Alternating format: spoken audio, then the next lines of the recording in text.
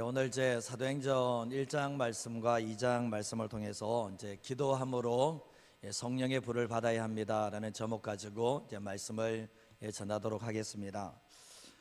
이 말씀 제목 보고 좀 이렇게 거부감이 있는 건 아니죠, 그죠? 이 말씀을 제목 보고 거부감이 있다라는 것은 조금 좀 생각해 볼 필요 있는 거거든요. 그래서 오늘 이 말씀을 들으면서 하나님께서 내게 무엇을 주기를 원하시는지 기대하는 마음으로 말씀을 듣는 자리가 됐으면 합니다. 이제 40일 이제 특별 새벽 기도회 이렇게 좀 하다 보니까 이제 40일에 익숙해져 있어서 그런지 모르지만 5일을 한다는 것이 그렇게 긴 시간은 아니라는 생각들을 많이 하게 되는데 저 개인적으로 새벽에 40일 하는 것보다는 밤에 하는 게 더 낫습니다. 밤에 하는 게 좀 더 나은데, 왜냐하면 내 몸의 반응이 사실은 밤에 하는 것이 더 쉽다는 생각들을 좀 많이 해보게 되는데, 우리 40일 할 때에도 보면 그 나름대로 또 하나님의 주신 은혜가 참 크다는 것들을 많이 경험하게 됩니다. 우리가 신앙생활 할 때 보면 내가 비전을 가지고 있는가, 야망이 아니라 내 안에 하나님께서 내게 이것 하라고 주셨던 그 비전들이 내 안에 있는가, 그리고 또한 그 비전을 이루어드릴 수 있는 열정들이 내 안에 있는가 생각해 보셔야 돼요. 우리가 보면 성령의 사람의 특징 중에 하나가 비전과 열정이거든요.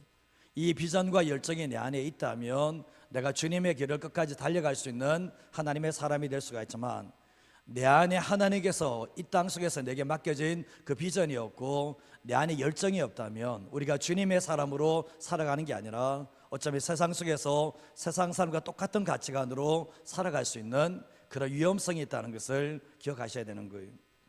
우리가 이제 지금 또 이제 방언의 은사를 인정하지 않는 교회가 있고 성도들이 있거든요. 물론 이제 목회자들 가운데서도 이 방언을 싫어하고 또 방언에 대해서 거부하고 인정하지 않는 목회자들도 있습니다.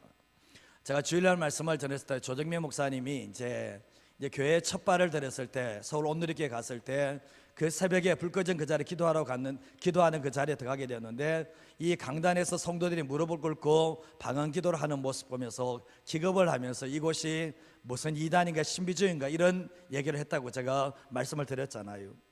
근데 우리가 잘 아시다시피 오늘날도 그렇지만 가장 교회 안에서 논란이 많이 되는 것 중에 하나가 이 방언에 대해서 얘기할 때입니다. 이 방언에 대해서 얘기하면 심지어 귀신이 들렸다, 귀신이 시켰다, 어떤 데는 어떤 사람들은 자기 감정에 취해서 하는 기도다, 이런 얘기를 참 많이 하더라고요. 보니까 그날 제가 그런 분들에게 늘 하는 말 자체가 자신이 경험하기 전까지는 가만히 계시라고, 자신이 경험하기 전까지는 침묵하시고 부인하지도 말라고 제가 말씀을 드리거든요. 왜냐하면 우리가 신앙생활 할 때 보면 내가 경험하는 것이 전부라고 생각하고 내가 경험되지 않는 것은 자꾸 외면하고 무시하는 경향이 있는데, 성경에서 그렇게 해서는 안 된다는 것을 말씀하고 있는 거예요. 이제 방언을 못하시는 목사님이 계셨습니다. 제가 직접 들었던 얘기예요. 근데 이제 목사님이 방언을 못하셨는데, 교회 안에서 방언을 목사님이 이해를 못하니까 성도들에게 방언하지 말라고, 그거 주님이 원하는 거 아니라고 이렇게 설명을 하게 되었죠. 그러면서 방언하는 사람들을 제자를 시켜버린 거예요. 권사님들이 보면 교회에서 기도할 때 성령 충만하다 보면 방언을 하잖아요. 그때 정말 목사님이 앞에서는 방언을 못하는 거예요. 그럼 목사님이 떠나고 나면 어떻게 됩니까? 또 해야 되겠죠, 그죠? 방언 기도를 하고 있었던 거예요. 근데 목사님을 위해서 이 권사님들이 모여서 기도했던 게 뭐냐 보면, 우리 목사님이 방언의 은사를 받도록 위해서 기도를 한 거예요. 근데 목사님께서 받았겠습니까? 안 받았겠습니까? 받은 거예요. 자신은 부인을 하는데 정말 기도하는 분들이 받게 해달라고 했는데 받았는데, 그 다음부터 뭐라고 했겠습니까? 그 다음부터 하지 마라 그랬겠죠, 그죠? 하지 마라 말을 못한 거죠. 왜냐하면 자신이 경험하지 못하니까. 오로지 말씀이 최고다, 물론 말씀이 최고인 건 맞지만 왜 성도들이 저렇게 기도하는지를 모르고 자기가 경험되지 않으니까 끝났다라고 얘기를 했던 거예요. 그러나 결국 뭡니까? 나중에 목사님이 사과를 하게 되고 성도들이 방언할 수 있도록 열었다는 그 얘기를 듣게 되었습니다. 제가 교회 처음에 왔을 때 노예 어르신들이, 노예 목사님들이 제게 찾아오셨습니다. 제가 찾아온 게 아니라 만나자고 전화 와서 제가 이게 교회를 내려왔었죠. 왔는데 이미 저에 대한 뒷조사를 다 했더라고요. 제가 어느 교회를 거쳤고 어떤 사람인지에 대해서 다 알 수는 없지만 다 뒷조사를 다 했더라고요. 과거에 있었던 교회 목사님하고 통화까지도 다 하셨다는 것을 알게 되었거든요. 그러면서 제가 왔을 때 하셨던 말씀이, 치유 사역에 대해서 얘기를 하는 거예요. 이전에 치유 사역을 했다며 이런 얘기를 하더라고요. 그래서 이제 하시는 말씀이 저기 하지 말라는 거예요. 치유 사역 하지 말라고 얘기를 하시더라고요. 근데 제가 그런 얘기했죠. 아픈 성도가 있어서 기도해야 되는 게 뭐가 잘못됐습니까? 성도가 아파서 지금 있는데, 그러면 여러분들은 이제 그런 말은 안 했지만 아파서 온 성도들에게 어떻게 기도를 안 해줍니까? 그런 얘기를 하면서, 낫고 안 낫고 문제는 제 문제 아닙니다. 내가 낫게 할 수 있는 능력은 없지만 성경에서 아픈 사람이, 병든 사람에게 손을 얹으라고 기도하라고 했던 것이 목회자인데 정말 그렇게 했습니다. 얘기를 했습니다. 그래도 하시는 말씀이 조심하라고 얘기를 하시더라고요. 정말 알겠다고 하면서 이제 마무리가 되었습니다. 그때 이제 장로님들이 이 사실을 알게 되면서, 왜 치유사역이 왜 문제 있는 겁니까? 치유사역이 뭐가 능력이 나타나면 더 좋은 교회가 되는 것이지 왜 그게 문제입니까? 그런 얘기를 했던 적이 있습니다. 목회자가 이제 은사에 대해서 무관심하고 목회자가 은사에 대해 열려지지 않아서 닫아버리게 되면 나타나는 특징이 뭐냐 보면 오직 말씀이에요. 오직 말씀으로만 얘기하거든요. 그러다 보면 결국은 성경에서 우리가 신앙생활을 하나님의 말씀으로 하는 건 맞지만 이 하나님의 말씀을 더 받아들이기 쉽게 하는 은사들도 분명히 있게 되는데, 목회자가 다쳐버리면 성도들도 다쳐진다는 것을 알게 되는 거예요.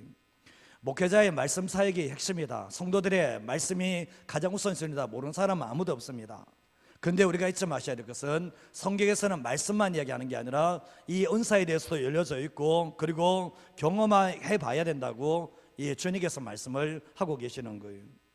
우리가 이 자리에서 보면 주님과의 특별한 경험을 해보신 분들이 있을 거예요. 제가 지난번에 첫째 날 말씀했지만 이 야곱이 브니엘의 경험도 있고 베델의 경험도 있죠. 이거 놀라운 신비적인 사건이잖아요. 사실은 이거 아무도 몰라요. 자기와 주님과의 관계 속에 일어났던 사건인데, 이런 사건들을 경험해 보신 분들이 있을 거라 생각해요. 우리가 좀 전에 찬양했지만 성령의 불로 찬양을 하는데, 성령의 불이 있으니까 성령의 불이라고 얘기할 거 아니에요. 우리가 잘 아시다시피 구약 성경에서 하나님의 임재가 나타날 때 특징이 뭐냐 보면, 솔로몬이 성전을 짓고 하나님께 봉헌 기도했을 때 어떤 일이 납니까? 여호와의 구름이 내려와요. 그 성전에 구름이 가득 차는 일들이 있습니다. 이거는 우리가 보는 구름이 아니라 하나님의 임재의 상징인 구름이 임했다는 걸 알게 되잖아요. 그리고 우리가 열왕기상 18장 말씀 보면 정말 이 엘리야가 바알과 아세라 선지자들과 850대 1의 영적 전쟁을 치를 때 어떻게 했습니까? 하늘에서 불이 내려오는 것이, 하늘에서 불이 내려오는 신이 진짜 신이라고 얘기를 했거든요. 근데 엘리야가 뭡니까? 모든 제단에 다 물을 붓고 난데 여호와의 불이 오지 않으면 안 되는 이런 상황 가운데서 하나님께 구했잖아요. 그때 뭡니까? 여호와의 불이 내려온 거예요. 그래서 도랑을 물을 다 핥아버린 일들이 일어나게 되었거든요. 이게 뭡니까? 하나님의 임재가 그 자리에 내려왔다라는 것을 보게 되는 거예요. 이게 성경 말씀에 있는 거예요. 우리가 신앙생활할 때 보면 이 여호와의 이 성령의 불을 받아보신 분들이 있을 거예요. 제발 제가 부탁드리는 것은 안 받아보고 말하지 마시라는 거예요. 우리가 성경 말씀에 있다 그러면 내가 안 받아봤다 할지라도 뭐죠? 이것을 사모하는 자세를 가지고 살아가야 되는데, 내가 안 받아봤으니까 이건 없다라고 말하는 자세는 분명히 잘못됐다는 것을 알게 되는 거예요. 우리가 보면 내가 못 받아봤으면 내가 사모하던가, 아니면 내가 못 받았으면 성경에 이런 일이 있으니까 이런 역사가 반드시 일어날 수 있지, 이렇게 생각하면 아주 자유로워지는데, 문제는 뭐냐 보면 항상 내가 뭐가 이렇게 안 받아보면 다른 사람이 받은 것에 대해서 이러저렇게 판단하며 정죄할 수 있는 소지가 우리에게 있다라는 것입니다. 저는 이제 은사와 성령의 불을 다 인정합니다. 저는 다 인정하는 쪽이거든요. 예언이든 치유든 모든 은사를 저는 다 인정하는 쪽으로 들어갑니다. 왜냐하면 하나님의 말씀이 그렇게 이야기를 했고 저 또한 그것을 사모하면서 왔기 때문에 정말 이것에 대해서는 부인하지 않습니다. 근데 저는 이제 항상 보면 은사 중심의 교회를 세우고 싶은 마음은 없어요. 교회가 하나님의 말씀의 중심의 교회를 세울 수밖에 없는 것은 아무리 예언을 잘한다 할지라도 그 예언 위에 교회가 세워질 수는 없어요. 하나님의 말씀이 앞서는 것이지 예언이 절대로 앞설 수가 없다라는 것입니다. 고린도 교회가 은사가 참 많이 나타나는 교회였잖아요. 근데 은사가 교회의 공동체의 유익과 질서 속에서 조화롭게 사용하지 않으면 그 은사가 교회를 깨버립니다. 교회를 어렵게 만들어 버린다는 거예요. 오늘날도 보면 교회의 은사가 너무나 중요하고 하나님의 선물인데 그것이 교회를 깰 수 있는 중요한 요소가 되는 것들도 보게 되는 거예요. 이 고린도 교회가 뭡니까? 사랑이 없잖아요. 사랑이 없으니까 뭡니까? 은사가 결국 교회를 더 어렵게 만들고 성도들을 더 정죄하는 도구가 됐다라는 것을 부인할 수 있는 사람은 없다라는 것입니다. 그래서 우리가 보면 교회는 하나님의 말씀과 기도의 기둥 위에 세워져야 되는데, 그리고 또 은사보다 더 중요한 것은 사랑이 더 중요하다는 것을 얘기를 하고 있습니다.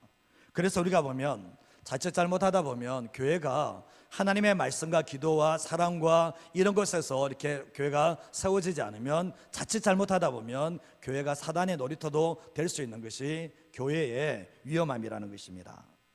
우리가 신앙생활할 때 보면 어떤 사람들은 제가 보면 참 불쌍한 사람들이 많아요. 이게 보면 하나님의 말씀과 기도 속에서 신앙이 자리를 잡아야 되는데 이게 떠돌아다니는 성도들이 있어요. 여기는 별로 없는데 제가 이런 사람을 참 많이 봤습니다. 저기 은사가 좋으니까 절로 가고 있고, 저기 예언하기 절로 가고 있고, 뭐 이렇게 떠돌아다니면서 이게 뭐 신앙생활 하는 건지 안 하는 건지 구분도 안 가며 신앙생활을 적지 않게 봤습니다. 근데 결국은 뭐냐 보면 이런 분들은 아무리 떠돌아다닌다 할지라도 결국 그 안이 텅 비어버리는 삶을 살아갈 수밖에 없다라는 거예요. 우리가 에베소서 5장 16절 말씀에 보면 세월을 아끼라 때가 악하다라고 말씀을 하고 있어요. 여기 세월이라는 것은 카이로스라는 단어거든요. 카이로스. 이 카이로스라는 뜻은 중요한 시기, 그리고 또 보면 금방 지나가 버리는 특별한 기회를 말할 때 카이로스라는 단어를 쓰고 있거든요. 적정한 때를 이야기를 하고 있거든요. 근데 여기서 보면 세월을 아끼라고 말씀을 하고 있는데, 이 아끼다는 것은 도로 사다라는 뜻을 가지고 있어요. 한마디로 이게 뭐라냐 보면 주어진 환경 속에서 우리에게 기회가 있습니다. 근데 그 기회는 잡지 않으면 금방 지나가 버리기 때문에 어떠한 희생과 대가를 치른다 할지라도 그것을 놓치지 말라는 뜻이 뭐냐면 세월을 아끼라 때가 악하다는 뜻에 담겨져 있는 거예요. 하나님께서 우리의 삶 속에 기회를 참 많이 주거든요. 근데 그 기회를 붙잡지 못하면 그 기회는 사라진다는 것을 알게 되는 거예요. 성경 말씀 고린도전서 15장 3절에서 4절 말씀 보면 내가 받은 것을 먼저 너희에게 전하였노니 이는 성경대로 그리스도께서 우리 죄를 위하여 죽으시고 장사 지낸 바 되셨다가 성경대로 사흘 만에 다시 살아나셨다라고 말씀을 하고 있죠. 이게 복음의 핵심이에요. 복음의 핵심이 뭐냐 보면 예수님께서 성경대로 그리스도께서 우리 죄를 위하여서 죽으셨다. 3절 말씀에 나오죠. 죽으셨고 4절 말씀에 보면 결국 뭐냐 보면 4절에서 장사 지낸 바 되었다가 성경대로 사흘 만에 다시 살아난 이 사건이 복음의 핵심이에요. 십자가의 죽음과 부활의 이 사건이 바로 복음의 핵심이라는 것을 말씀하고 있는데, 예수님께서 왜 십자가에 죽으셨는가? 우리의 죄 문제 때문이고, 왜 예수님께서 다시 살아나셨는가? 우리를 살리시기 위해서, 우리에게 영원한 생명을 주시기 위해서 예수님이 부활의 첫 열매가 되셨다는 것을 말씀하고 있잖아요. 그래서 우리가 신앙생활할 때 이걸 위해 써야 되는데, 예수님의 십자가의 죽음과 부활의 사건이 성경에 기록된 사건이 나의 사건이 되셔야 되는 거예요. 나의 사건이 될 때 뭡니까? 분명한 믿음 위에서 내 신앙생활을 세워나가는 삶을 살 수 있게 됩니다. 근데 고린도서 15장 5절과 6절 말씀에도 보면 게바에게 보이시고 후에 12 제자에게와 그 후에 500여 형제에게 일시에 보이셨나니 그 중에 지금까지 대다수는 살아있고 어떤 사람은 잠들었다라고 말씀합니다. 예수님께서 부활하시고 예수님이 승천하시는 장면을 본 사람들이 얼마나 되고 500명이 훨씬 더 넘었다. 숫자가 얼마큼 되는지 정확하게는 모르지만 이 많은 사람들이 봤다는 것을 이야기하고 있죠.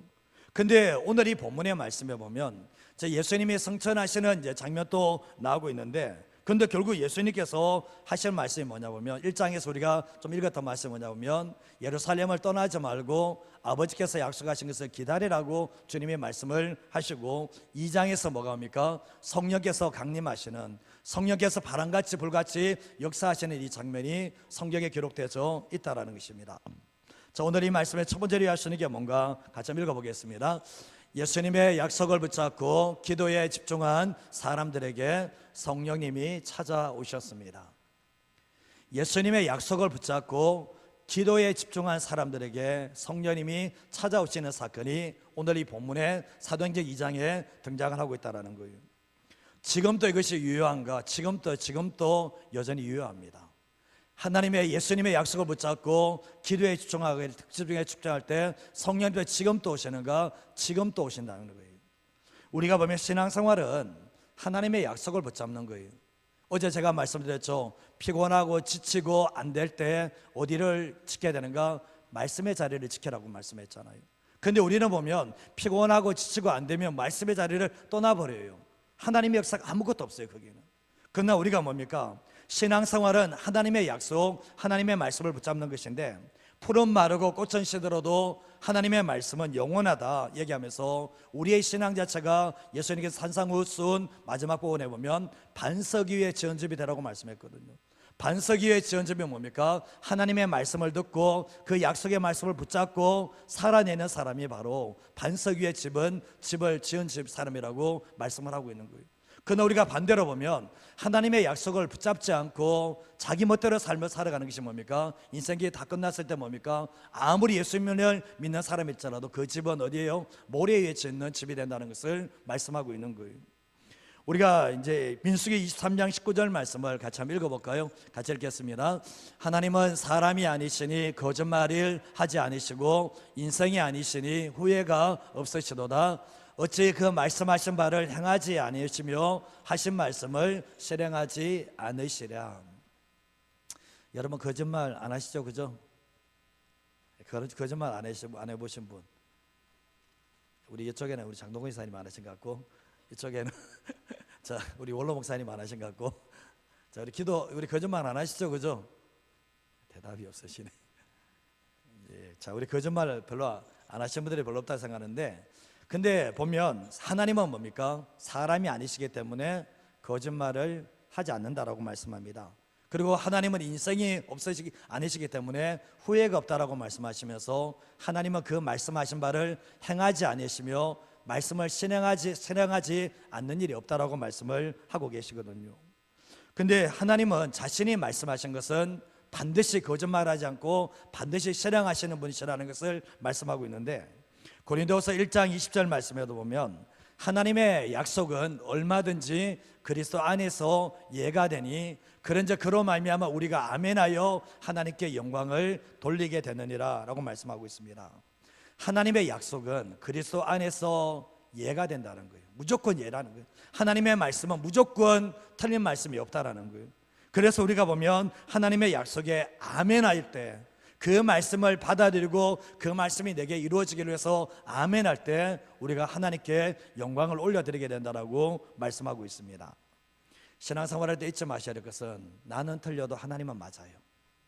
정말 저 사람의 말은 틀려도 하나님의 말씀은 항상 옳다라는 것을 잊지 마시고 살아가셔야 되는데, 예수님께서 사역을 하시면서 하셨던 말씀이 자신이 십자가에 죽을 것에 대해서 말씀했습니다.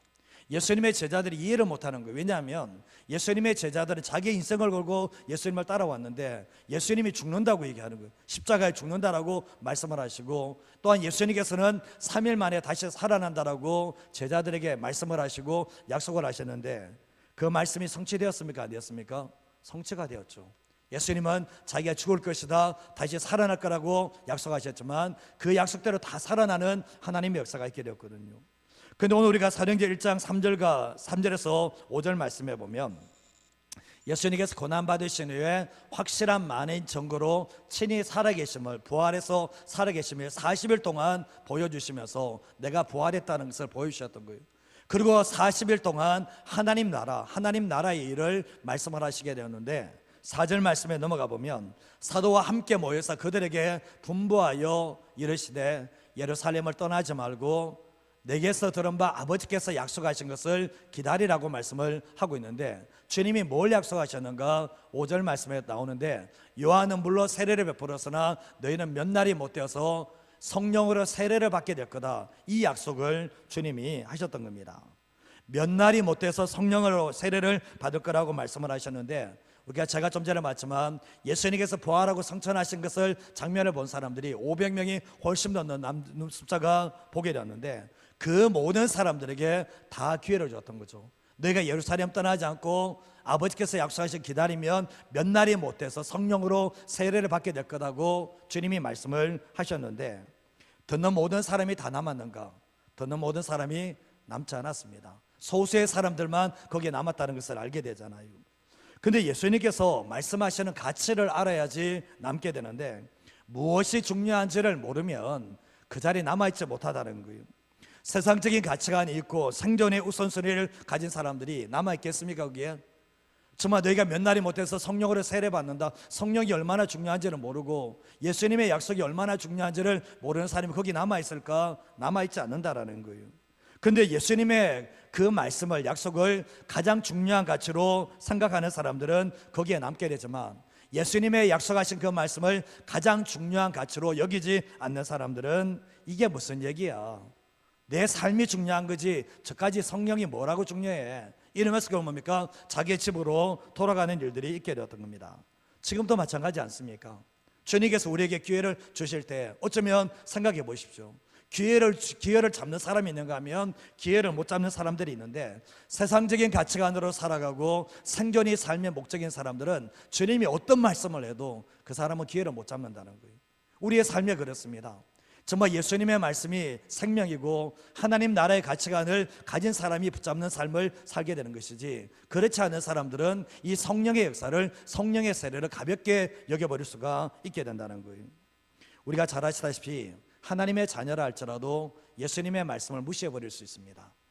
예수님의 말씀을 무시해버릴 수 있는데, 결국 예수님께서 계속해서 반복하셨던 게 뭐냐 보면, 이전에도 말씀하셨던 게 뭐냐 보면, 예루살렘 떠나지 마라, 그리고 아버지께서 약속하신 걸 기다려라, 이 말씀을 계속해서 하셨거든요.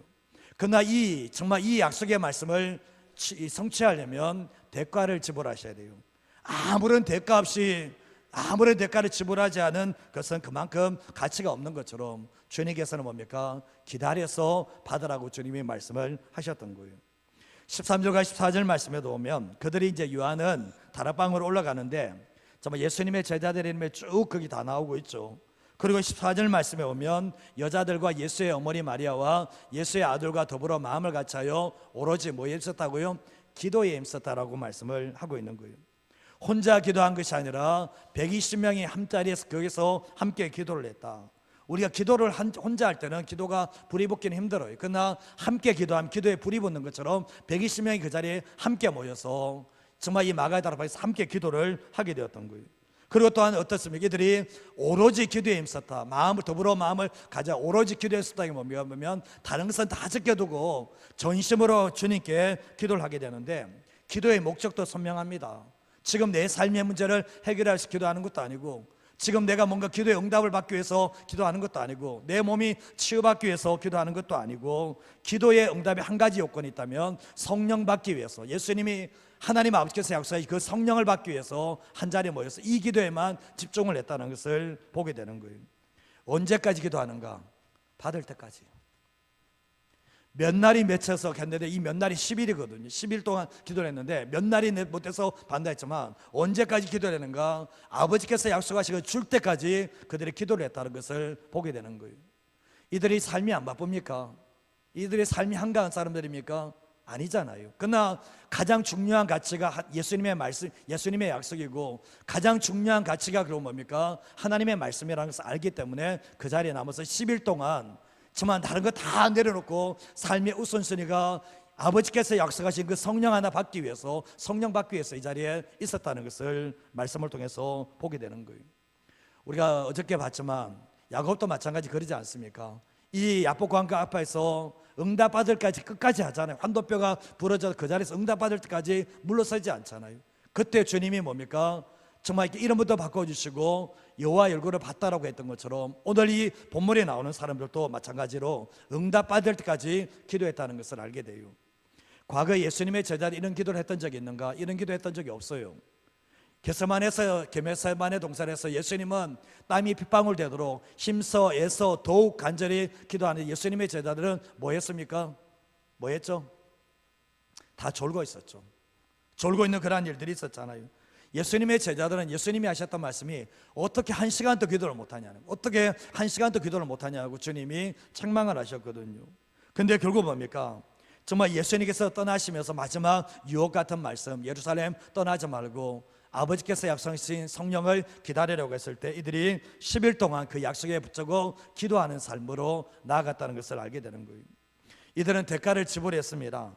기회를 놓쳐버리지 않으려고 모든 것을 다 내려놓고 기도에만 올인했다는 것을, 기도에만 집중했다는 것을 알게 되는 거예요. 그래서 예수님께서 말씀하셨던 것처럼 구하고 찾고 두드리는 자에게 성령께서 방문하시는 사건이 오늘 본문에 등장을 하고 있는데, 바람같이 불같이 정말 역사하시는 것들을 경험하게 되었던 거예요. 지금도 마찬가지입니다. 성령께서는 바람같이 불같이 역사를 하시는데, 하나님의 영, 예수 그리스도의 영을 사모하며 기다리고 기도하는 사람에게 여전히 지금도 바람같이 불같이 그게 그 사람에게 역사를 하신다는 거예요. 이왕 신앙생활을 시작했다면 성령의 불을 받아봐야 돼요. 이왕 신앙생활 안 했으면 모르지만 시작했으면 받아봐야 돼요. 받아보고 이야기를 하자는 거예요. 우리가 보면 예수님께서 약속하시고 예수님이 부탁하신 거거든요. 지금도 유효하고 지금도 받을 수가 있는 거예요. 그러나 우리가 잘 아시다시피 기도에 시간을 투자하지 않는다. 그리고 또한 이런저런 핑계를 대고 있다. 그리고 우선순위를 내 삶의 생존에만 두고 있고 하나님 아버지의 약속에 이 우선순위를 두지 않는다면 결국 그분에게는 기회는 찾아가지 않는다는 거예요. 우리가 왜 주님께서 주시는 것들을 못 누리나 보면 내가 거기에 시간을 투자하지 않는 거예요. 내가 거기에 온 마음을 쏟아내지 않는 거예요. 한번 주님의 은혜를 한번 받아보겠다고 몸부림치지 않으니까 주님께서 주고 싶어도 못 주는 거예요. 그래서 우리는 신앙생활 할 때 보면 기회를 붙잡는 사람이 되셔야 돼요. 정말 예수님의 약속을 붙잡고 오늘 말씀처럼 기도를 집중한 사람들에게 성령께서 찾아오신 것처럼 우리가 삶을 살아갈 때도 보면 내가 내 인생 열심히 살려고 하는 것보다 더 중요한 것이 주님의 약속을 말씀을 붙잡고 기도를 집중하게 나갈 때 우리의 삶 속에서도 성령께서 충만하게 임재하신다는 것을 잊어버리지 마시고 살아가시기를 바랍니다. 두 번째로 예수님께 뭔가 같이 한번 읽어보겠습니다. 성령님과의 특별한 만나면 그들의 내면과 존재를 변화시키기에 충분했습니다. 제가 이제 교회 안에서 이렇게 보면 기도 이렇게 신령기도 하면요, 어떤 사람들은 가슴이 찢어지는 분이 있어요. 왜 그런지 아십니까? 저분의 인생 가운데서 보면 내면이 안 달라져요. 존재가 안 달라져요. 보면 이게 신앙생활 하는데 상처가 그대로 다 깔려 있어요. 열등의식이 그대로 다 깔려 있어요. 평생 동안 이 상처를 뒤집어 쓰고 살고 있는데 주님이 그걸 원하시는가? 주님은 그걸 원하지 않아요. 근데 그 사람 속에는 그게 남아있는 거예요. 제가 첫날 설교할 때도 야곱의 인생에 하나님과 특별한 만남의 시간이 있었다라고 말씀했잖아요. 그게 어떤 결과를 가져왔습니까? 이 야곱의 내면을 바꿔주고 그 이 야곱의 존재를 바꿔주는 역사가 있게 되었잖아요. 야곱 안에 있는 욕심과 야망이 꺾이게 되고 하나님만 의지하고 하나님만 바라보는 존재로서의 삶의 변화가 어디서 일어났는가? 하나님과의 특별한 만남 속에서 이루어졌다라고 말씀을 하게 되었잖아요. 이것이 없었더라면 야곱 또한 평생 다른 사람을 속이는 사람으로 살아갔을 것이 분명하다는 거예요. 우리가 예수 믿고서도 여전히 세상적인 가치관, 세상적인 인생관을 가지고 살아가는 사람들의 특징이 뭐냐 보면 주님과 인격적인 만남이 없어요. 주님과의 특별한 만남이 없으니까 그 생각이 안 깨져요. 그리고 그 내면이 안 달라져요. 그의 존재도 안 달라지는데 이런 사람에게 주님이 원하는 게 뭐냐 보면 너와 나와의 특별한 만남을 한번 가져보자는 거예요. 그러기 위해서는 내가 시간을 들여야 되고 기도를 해야 되고 주님 앞에 내 모든 걸 내려놓고 승부를 낼 수 있는 그런 마음이 없으면 우리의 내면과 우리의 존재가 예수님을 만났어도 여전히 세상이 존재하는 그런 삶을 살아가게 된다는 거예요. 주님과의 특별한 만남을 가지게 되면 내 자아가 깨어져요.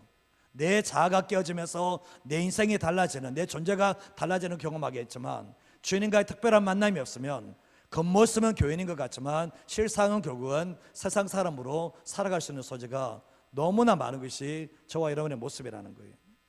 우리가 예수 믿으면 다 끝나는가? 예수님 한 분만으로 충분한 건 맞아요. 그러나 예수 믿고 난 뒤에 예수님만으로 충만한 삶을 살아가시기 위해서는 반드시 성령의 충만함을 받으셔야 된다는 거예요. 이게 필수 코스예요. 이거 받아내지 못하면, 이거 받지 못하면 내면과 내 존재가 달라지지 않는다는 것을 알게 돼요. 에베소서 5장 18절 말씀에 보면 술 취하지 말라 이는 방탕한 것이니 오직 성령으로 충만함을 받으라 라고 말씀하고 있습니다. 술 취한 사람과 성령 충만한 사람의 차이점이 있고 공통점이 있겠죠. 공통점이 뭔지 아십니까? 보면 술 취한 사람은 술의 지배를 받게 되고 성령에 충만한 사람들은 성령의 지배를 받게 된다는 거예요. 근데 보면 성령을 받고 나면, 성령의 충만함을 받고 나면 왜 성령 충만을 받아야 되는지 그 이유를 알게 되고 계속해서 성령 충만을 구하는 삶으로 살아가게 된다는 거죠. 그래서 당신의 기도의 제목 1번이 뭡니까? 하면 성령 충만한 겁니다. 얘기할 수밖에 없는 게 뭐냐면 성령의 충만을 받아보지 않은 사람은 이 기도의 제목이 안 나와요. 그러나 성령의 충만함을 받아본 사람들의 기도, 당신의 기도 1번이 뭡니까? 하면 딱 바로 나옵니다. 성령 충만하기를 원합니다. 이게 나오거든요. 자, 우리가 마태복음 20장 20절에서 21절 말씀을 한번 읽어보겠습니다. 그때 세베대의 아들의 어머니가 그 아들들을 데리고 예수께 와서 절하며 무엇을 구하니? 예수께서 이르시되 무엇을 원하느냐? 이르되 나의 이 두 아들을 주의 나라에서 하나는 주의 우편에 하나는 주의 좌편에 앉게 명하소서. 치맛바람이 대단합니다.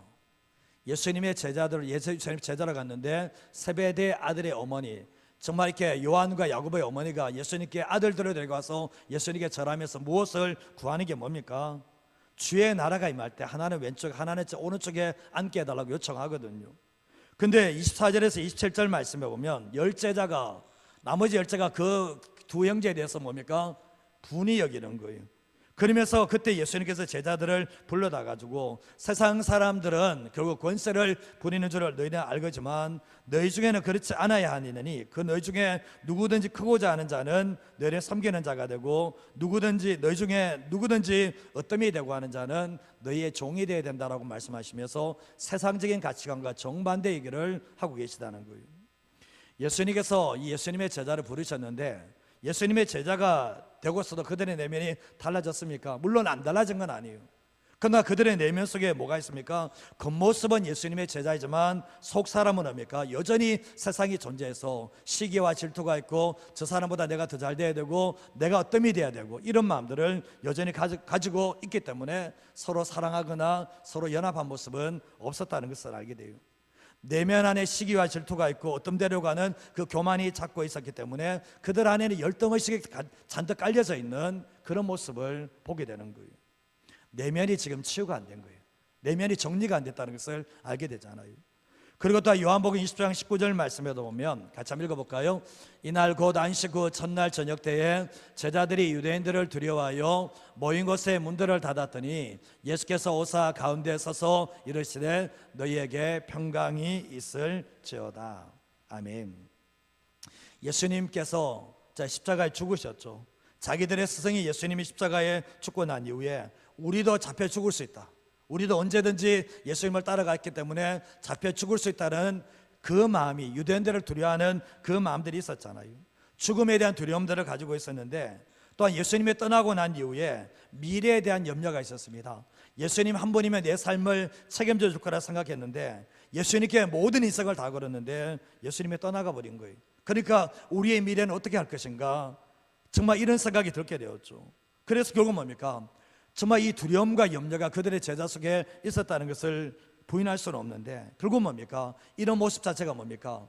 정말 예수님을 믿었음에도 불구하고 예수님을 따라가면서도 불구하고 여전히 뭡니까? 그들의 내면과 존재가 달라지지 않는 이 모습을 보게 되는 거예요. 우리가 삶을 살아갈 때 그렇지 않습니까? 내가 예수님을 안 믿는 거 아니에요. 근데 예수님을 안 믿는 것도 아니에요. 내 안에 시기와 질투가 가득 차 있고 내 안에 두려움과 염려가 가득 차 있고 내 안에 죽음에 대한 두려움이 가득 차 있고 뭐 하자는 거예요 사실은. 내면이 안 달라지고 존재가 안 달라지니까 우리 안에 이런 것들이 결국 뭡니까? 세상이 우리 안에 돌고 있는 이런 모습을 보게 되는데 예수님의 제자로 살아가기는 턱없이 부족한 모습이 바로 오늘 이 제자들의 모습이었다는 것을 알게 되잖아요. 근데 사도행전 2장 1절에서 3절 말씀에 보면 오순절 날에 이럴 때에 다 같이 한 곳에 모였는데 호련히 하늘로부터 급하고 강한 바람 같은 소리가 있어 그들의 앉은 온 집에 가득하며 마치 불의 여처럼 갈라지는 것이 그들에게 보여 각 사람이 하나씩 임하여 있었다라고 말씀을 하고 있는데 그들이 10일 동안 기도하는 가운데서 호련히 갑자기 놀란 역사가 있게 되었는데 하늘로부터 급하고 강한 바람 같은 소리가 있었다. 우리 바람 소리 바람은 어디서부터 와서 어디 오는지 모르지만 소리는 알잖아요. 그런 것처럼 소리가 가득 차는데 이게 마치 폭풍전야처럼 소리가 가득 찬 거예요. 그 온 집에 가득했다라고 얘기하면서 또 3절 말씀, 마치 불의 혀처럼 갈라지는 것들이 각 사람의 각 사람 머리 위에 하나하나씩 있었다라고 말씀을 하고 있는 거예요. 그래서 보면 하늘로부터 강하고 바람 같은 소리, 불같이 임했다라고 말씀을 하고 있는데, 2장 4절 말씀 보면 그들이 다 성령의 충만함을 받고 성령의 말하게 하심을 따라 다른 방언들로, 다른 언어로 말하기를 시작했다라고 말씀을 하고 있거든요. 근데 보면 잘 아시다시피 성령의 불을 받으면 각자 다 다르거든요. 어떤 사람은 성령의 불 받으면 어떤 사람은 저기서 엎드려서 통곡하는 사람이 있는가 하면, 어떤 사람은 성령 복과 빙빙 도는 사람들도 있고, 별의별 사람 다 있습니다. 완전 뒹구는 사람들도 있고, 별의별 사람 다 봤거든요. 현상에 대해서는 이야기하지 않아요. 왜냐하면 성령의 불을 받으면 현상은 다 다르니까 이야기하지 않아요. 어떤 사람은 조용하게 기도하는 사람들도 있어요. 그러나 불이 들어오면, 잘 아시다시피 불이 들어오면 우리는 미치게 만드는 거예요. 근데 결국 뭡니까? 성령의 불이 들어오면서 이들이 현상은 다 다르지만 동일한 게 있었습니다. 성령의 불이 들어오면서 그들의 내면을 바꾸는 거예요.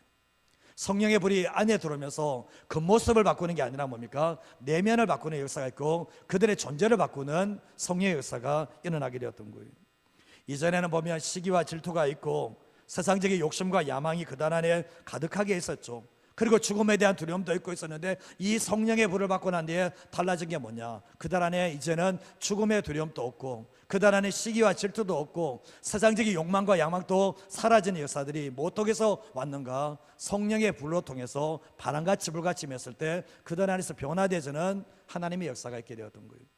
우리가 성령께서 우리에게 충만하게 임하실 때 우리의 상처를 드러내시고 깨끗하게 씻어주시는 하나님의 역사들도 일어나게 되거든요. 그래서 이들이 뭡니까? 이전에는 죽음에 대한 두려움으로 가득 차서 정말 어쩜 미래에 대한 염려로 가득 찬 이들이 성령을 받고 난 뒤에 달라진 게 뭐냐 보면, 주님 한 분만으로 충만한, 그리고 또한 주님 안에서 변화된 사람이 되었다는 것을 우리는 이 말씀을 통해서 충분하게 보게 된다는 거예요. 우리가 보면 예수 믿고 난 뒤에 아직 내면의 정리가 안 된 사람들, 예수 믿고 난 뒤에 여전히 주님만 의지하고 주님께 자기 인생을 드리는 존재의 변화가 없던 사람들에게 주님이 원하는 게 뭐냐 보면, 이 사건이 우리의 사건이 된다는 거예요. 이 사건이 우리 안에 들어올 때 여러분 잘 아시다시피 우리 안에 모든 상처들, 우리 안에 모든 잘못된 것들을 성령께서 바람으로, 성령께서 불로 제거시키시는 하나님의 놀라운 역사가 우리에게 찾아와야 된다는 거예요. 예수님의 제자들이 예수님과 3년 반 가까이 다니면서 말씀 들었죠. 주옥과 같은 말씀을 들었는데 그들의 인생이 안 달라진 건 아니지만 여전히 세상적인 남아있잖아요. 그러나 이들이 달라진 게 뭐냐 보면, 예수님께서 내가 떠나가는 것이 너에게 유익이라고 말씀하시면서 성령을 보내시겠다고 말씀하셨거든요. 그러나 이 120명이 아버지의 약속을 믿고 그 자리에 모여서 기도하며 나갔을 때, 기도하며 주님께 나갔을 때 바람같이 불같이 마셔서 이전에 달라지지 않던 그 세상적인 가치관, 세상적인 내면을 다 깨뜨리고 소멸시키시는 하나님의 놀라운 은혜가 있어서, 이전에는 겉모습은 제자였지만 속사람은 제자가 아니었는데 속사람까지도 바뀌어지는 하나님의 역사가 있게 되었던 거예요. 이전에 보면 저 사람이 무슨 예수님의 제자야, 그런 얘기 들었겠죠. 그러나 이 성령의 불을 받고 난 뒤에 달라진 게 뭐냐 보면, 그들이 정말 저들이 예수님의 제자가 맞네, 존재로 인정받을 수 있는 하나님의 사람이 될 수가 있었던 거예요. 저는 그렇게 생각해요. 예수 믿고 하는 이 사건을 왜 얘기했나? 제자들이 변화되지 않아도 우리도 안 변하는 거예요. 사실은 우리 안에 성령님이 내주해 계시지만 위로부터 오시는 이 성령 역사도 필요한 게 뭐냐 보면, 우리의 내면에 잘못된 것을 소멸시켜주고 태우시는 역사가, 존재의 변화 역사가 물론 하나님의 말씀이면 된다. 예수님의 제자들이 말씀 다 그렇게 많이 들었는데 변화가 됐습니까? 잘 안 됐잖아요. 결국 뭡니까? 말씀을 통해 성령께서 역사가 하시는 것처럼 우리 안에도 이 성령의 역사가 없으면 안 된다는 것을 우리에게 말씀하고 계시다는 거예요. 그래서 우리는 신앙생활할 때 성령의 불을 받으셔야 될 게 그렇게 사모하셔야 돼요. 여러분, 내 이 머릿속에, 이 두뇌 속에 이게 지금 세상적이 전혀 안 깨지는 사람들, 이거는 깨지는 방법은 성령의 불이 안 들어오면 안 깨져요. 이거는. 그래서 우리가 기도할 때도 주님, 내 안에 잘못된 내면들과 내 존재가 달라지기 위해서 이 성령의 불을 받으시고 정말 경험하게 될 때 이전과는 다른 존재가 된다는 것을 잊어버리지 마시고 살아가시길 바랍니다. 그러기 위해서 어떻게 됩니까? 기도의 승부를 내셔야 돼요. 기도의 승부를 내셔야 돼요. 그게 안 되는데 어떻게 되는 거예요? 결국 뭡니까? 야곱이 달라지는 것처럼 우리 또한 기도함으로 말미암아 승부를 낼 때 우리의 내면과 존재가 그래도 주님이 원하시는 존재로 변해나가는 하나님의 사람 되시기를 주님의 이름으로 축복합니다. 한 가지만 더 말씀드리겠습니다. 같이 읽어보겠습니다. 특별한 성령님과의 만남으로 인생의 목적을 알고 오직 예수 그리스도를 따라가게 됩니다. 자, 우리가 예수 믿고 달라져야 된다. 다 알고 있습니다. 근데 안 돼. 예수님을 제대로 믿고 따라가야 되는데 그러려면 인생의 목적이 달라져야 되거든요.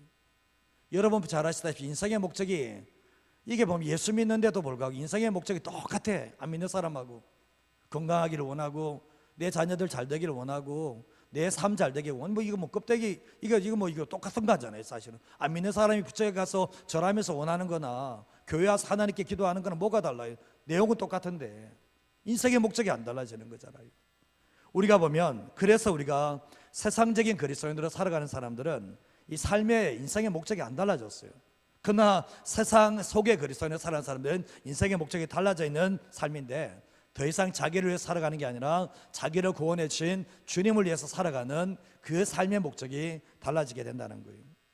갈라디아서 2장 20절 말씀에도 보면 내가 그리스도와 함께 십자가에 못 박혔나니 그런즉 이제는 내가 사는 것이 아니요 내 안에 그리스도께서 사시는 것이라.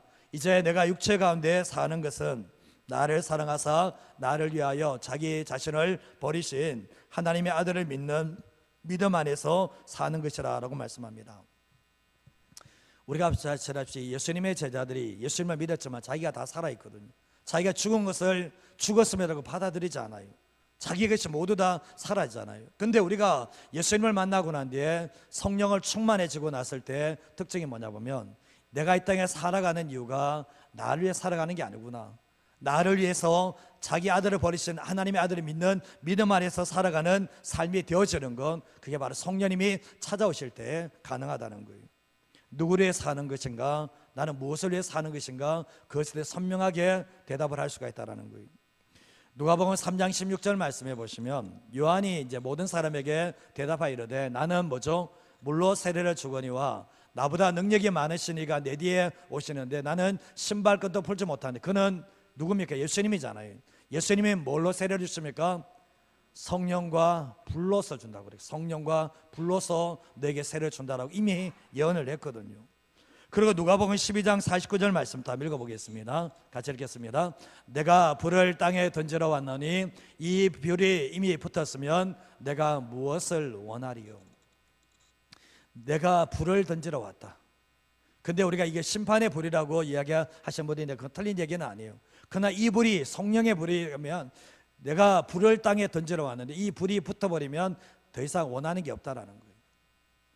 우리가 잘 아시다시피 예수님의 제자들이 성령부에 불 받고 난 뒤에 사람이 미쳐버려요. 이게 잘못된 것을 미쳐버리는 게 아니라 성령에 불 받고 나면 예수님께 미쳐버려요. 그래서 제일 행복한 사람이 어떤 사람인가? 예수님만 보이고 예수님께 미친 사람이 제일 행복한데 예수님의 제자들 이전에는 예수님께 안 미쳤거든요. 따라가지만 안 미쳤거든요. 그러나 오순절 마가의 따라병에 성령을 받고 난 뒤에 나타난 특징이 뭐냐? 예수님께 완전 미쳐버려요. 예수님이 모든 것 때는 그러한 삶을 가지게 되는데 결국 뭡니까? 기도하시는 기도를 통해서 나를 찾아오시는 그 성령님을 경험함으로 말미암아 자신의 모든 육신의 것을 불태우시고 예수님께 빠져들어가게 하시는 예수님 한 분만으로 충분하게 하시는 그 능력이 바로 이 성령님의 사건을 통해서 왔다라는 것을 보게 되는 거예요. 예수님께서 우리가 어제 말씀하셨지만 누가복음 5장 10절에서 11절 말씀에도 보면 이제 세베대의 아들로서 시몬의 동력자인 야고보와 요한도 놀랐는데 예수님께서 시몬에게 하시는 말씀이 무서워하지 말라 이제 후로는 내가 뭡니까? 사람을 취하리라 하시니 그들이 배들을 육지에 대고 모든 것을 버려두고 예수를 따랐다라고 말씀하고 있거든요. 근데 이 따름이 진짜 따름 맞아요. 물론 다른 게 틀린 건 아니에요. 주님께서 하셨던 말씀 이제는 너가 물고기를 잡는 사람이 아니라 사람을 낚는 사람을 취하는 어부가 될 거라고 말씀하셨죠. 예수님께서 이 제자들이 성령 받기 전에도 했는 겁니까? 성령 받기 전에는 이런 거 안 했어요. 성령의 충만함 받기 전까지는 사람을 낚는 어부가 되지 않았습니다. 여전히 물고기를 잡는 어부로 부활하신 주님 보고도 돌아간 일들이 있었잖아요. 그러나 주님이 하셨던 말씀이 뭡니까? 그러나 온전하게 주님을 따라가지도 않았던 이들에게 성령님이 오심으로 말미암아 진짜 사람을 낚는 어부가 되게 하셨고, 주님을 온전하게 모든 것을 다 버려두고 주님을 따라갈 수 있는 사람이 될 수가 있게 되었던 거예요. 사도행전 1장 8절 말씀에 보면 오직 성령이 너희에게 임하시면 너희가 권능을 받고 유대와 사마리아와 땅끝까지 이르러 내 증인이 되리라 라고 말씀을 하셨잖아요. 성령이 임하시면 누가 권능이 임하게 되죠. 그리고 어떻게 됩니까? 증인이 된다라고 말씀하고 있는데, 내 증인 된다고요. 내 증인이라고 해요. 내 증인. 그러면 누굽니까? 주님을 따라가면서 주님의 증인이 된다라고 분명하게 말씀을 하고 있는 거예요. 예수님의 제자들이 성령 받고 난 뒤에 그들의 인격이 달라지고 존재가 달라지죠. 그리고 삶의 목적이 달라지죠. 그러고 난 뒤에 예수님을 따라가며 예수님처럼 영혼들을 살려내는 데 쓰임 받았던 것이 뭐냐 보면 성령님을 경험함으로 말미암아 일어난 사건이라는 것을 우리에게 말씀하고 계시는 거예요. 가만히 한번 생각해 보세요. 성령의 충만함을, 성령의 불을 경험하지 못했는데 내가 예수님을 따라가는가? 흉내는 낼 수 있어요. 흉내를 내지만 주님을 따라가진 않아. 그리고 세상의 한복판 속에서 증인된 삶을 살아갈 수 있는가? 생각은 할 수 있을지 모르지만 살려내는 능력은 없어요. 그렇게 살지 못해요. 예수님의 제자들도 그랬거든요. 그러나 결국 뭡니까? 성령님을 경험하러 말미암아 달라졌던 것이 실제적으로 주님을 따라가고 주님의 증인된 삶을 살아갈 수 있는 능력이 들어왔다는 것을 말씀하고 있는 거예요. 성령이 임하시면 권능이 임한다. 결국 주님의 증인될 수 있는 능력이고 주님을 따라갈 수 있는 능력이 임했다라는 것을 말씀하고 있는 거예요. 우리가 잘 아시다시피 성령에 충만하지 않으면, 성령으로 말미암아 달라지지 않으면 예수 믿는 사람들도 사명 인생하는 생존 인생입니다. 생존 위에 사다가 생존에서 끝납니다. 사명과는 어림없는, 사명과 거리가 먼 삶을 살게 되었거든요. 그래서 결국 뭡니까? 우리가 예수님의 제자들도 이 성령의 역사를 경험하지 못했다면 생존 때문에 살다가 생존 때문에 끝나는 인생이 되었을 겁니다. 예수 믿어도. 그러나 성령을 경험함으로 말미암아 달라졌던 게 뭐냐 보면 정말 주님이 주인 되시고 주님의 사명에서 자신을 던지는 삶을 살아갔다는 것을 알게 되는 거예요. 로마서 14장 7절에서 9절 마지막 9절인데 한번 읽어보겠습니다. 우리 중에 누구든지 자기를 위하여 사는 자도 없고 자기를 위하여 죽는 자도 없도다. 우리가 살아도 주를 위하여 살고 죽어도 주를 위하여 죽나니 그러므로 사나 죽으나 우리가 주의 것이로다. 이를 위하여 그리스도께서 죽었다가 다시 살아나셨으니 곧 죽은 자와 산 자의 주가 되려 하심이라. 우리가 이 고백이 우리의 고백이 되십니까? 살아도 주를 위하여 죽어도 주를 위하여. 살아도 나를 위하여 죽어도 나를 위하여. 어디 쪽이냐는 거죠. 살아도 나를 위하여 죽어도 나를 위하여. 한번 되돌아보면 저도 그럴 때 자존심 상할 때 참 많습니다. 왜 내가 이 모습이 이것밖에 안 되는가 생각할 때가 참 많이 있거든요. 그러나 우리가 신앙생활 할 때 보면 살아도 주를 위해 살게 만들고 죽어도 주를 위해서 살게 만드는 게 뭐냐 보면 성령의 역사가 우리에 들어와야 되는 거예요. 내 자신을 불태우는 역사가 없고 내 내면 안에 잘못된 세상적 것을 태우는 역사가 없는데 살아도 주를 위해서 죽는다, 죽어도 주를 위해서 죽는다. 생각은 할 수 있었지만 그 삶은 되지 않습니다. 그래서 예수 믿는 사람들에게 정말 우리가 하나님의 영으로 거듭난 사람들에게 주님이 오늘 또 우리에게 주시길 원하는 게 뭐냐 보면 정말 우리에게 바람같이 불같이 성령의 역사를 경험시켜 주기를 원하는 것이 하나님 아버지의 마음이고 예수님의 약속이라는 거예요. 이거 받기 위해서 몸부림 한번 쳐보셨습니까? 이거 받기 위해서 한번 인생 한번 걸어보셨습니까? 정말 이 성령의 불을 받기 위해서 몇 년 한번 수고해 보신 적이 있습니까? 그거 안 하셨으면 함부로 이야기하시는 거 아니에요. 함부로 이런 이야기하는 거 아니에요. 이거 받아도 세상으로 돌아가거든요. 또요.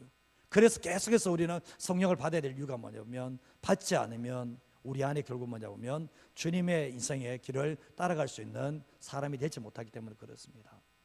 저는 교회 안에서 보기를 원하는 사람이 미치도록 기도하는 사람 보고 싶어요. 미치도록 기도하는 사람들.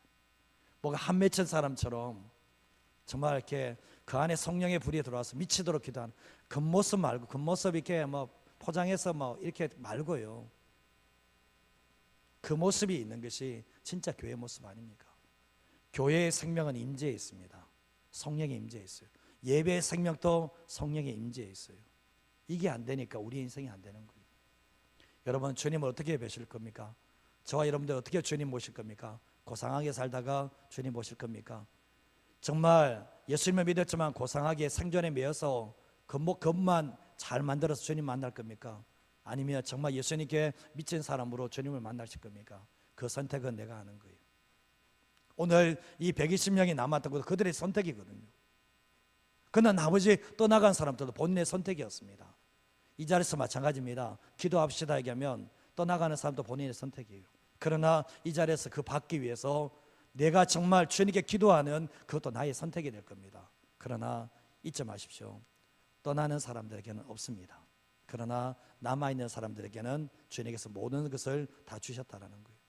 여러분의 인생 가운데 이 경험이 있었으면 합니다. 내 인생의 사도행전 2장의 사건, 내 인생의 사도행전 2장의 사건이 있을 때 비로소 내가 예수님의 사람이 되고 예수님의 제자가 된다는 것을 잊어버리지 마시고 오늘 이 저녁이 그러한 저녁 되시고 여러분 돌아가실 때 한 20분 기도한다, 20분 30분 기도한다 할지라도 내 온몸에서 땀이 날도록 기도 한번 해보세요. 미친 듯이 한번 기도하고 돌아가 보세요. 그러면 내 심령을 주님께서 만져주시는 하나님의 은혜가 있다는 것을 잊어버리지 마시고 돌아가는 저와 여러분 되시기를 주님의 이름으로 축복드립니다.